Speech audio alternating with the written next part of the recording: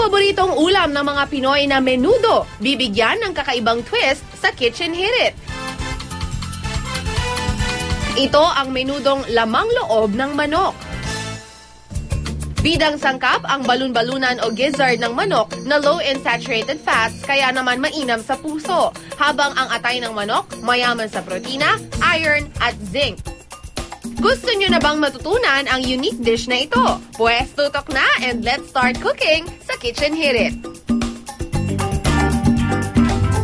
Gusto ko na matutunan ang menudong abot kaya na sahog ay lamang loob ng manok. Ituturo sa atin ngayong umaga ni Chef Chel Galang. Good morning, Chef! Good morning! Eto na, umpisahan na natin. Okay, sige. So, garlic. Garlic. Aha. And then, babango na naman ang umaga natin. Actually, mabango na yung damit ko. oo. Amoy garlic na. Isang amoy pa lang, ulam na. Ayan. Kamatis. Kamatis. Wow. Alam mo, gusto ko ng laman loob, Chef. Okay. Gusto ko ng liver. Oo, maano siya, high in iron content. Oo nga. So maganda siya, especially sa mga nung bagong panganak ako, lahat yung pinapakain ng nanay ko yan eh. So, para maka-recover correct. sa loss ng blood. Exactly. We put the chicken na, no? Chicken breast. And then, sunod natin yung balun-balunan. Nga pala, Chef, medyo luto na yung balun-balunan natin, no? Kasi matagal siya eh. Kailangan lumambot. Okay, pero sa mga nanay sa bahay, gaano katagal mo niluto yung balun-balunan? About 15 minutes. 15 minutes na boiling. Okay, and then ito naman? Ito na yung liver. Okay. Ito yung water, yung sabaw niya, kumbaga, it's boiled lang, ano? Hindi mo naman sinabay na binoil sila together? Meron silang soy sauce. Iniwalay ko lang siya kanina kasi mas mabilis maluto ang atay sa balun-balunan. So basically, nilagyan mo ng konting soy sauce. Anything else? Wala na? Laurel, paminta. Okay. So paminta, laurel, at ang soy sauce. That's it.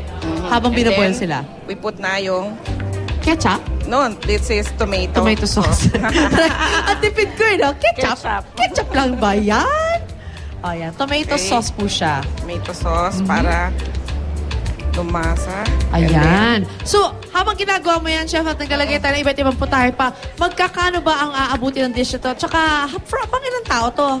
This is good for 5, no? Okay. Tapos mga 26 pesos lang siya. 26 kada tao. For 5 people, siguro ang tatako ng 5 kasi ang dami niya, na.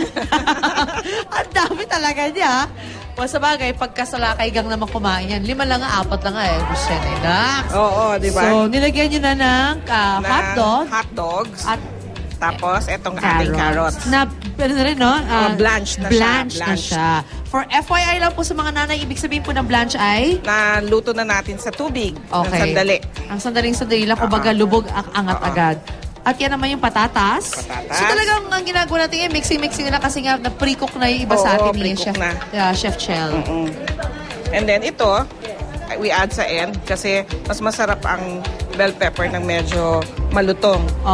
Saka the less you cook, mas masayang vitamins. Okay. So, pwedeng red, pwedeng green pepper para mas makulay ng konti. So ito, we are putting the peas.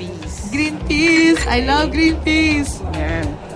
Dahil mga bata ayaw ng green peas, hindi ko maintindihan kung bakit. Kaya isabay siya sa iba. Oo nga, di ba? Haluhin mo.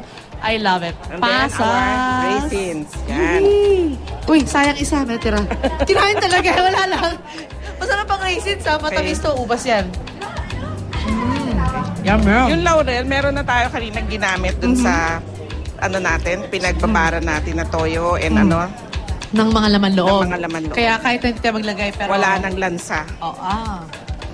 Ba talaga ang laurel? Parang gusto mag-adobo biglaan sa bahay. Naku, yan na. So, yan na lang yun. Yes, ito na siya. That's all it is. Maraming salamat, Chef Chel Galang. Thank you so much.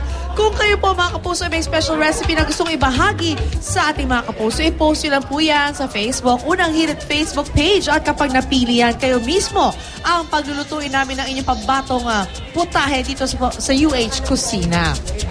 At ngayon, mga kapuso, habang kumakain kami, nagpapasalamat syempre ulit kay Chef Chel Galang. Doon po tayo kay Drew at ako yung magiging delivery girl.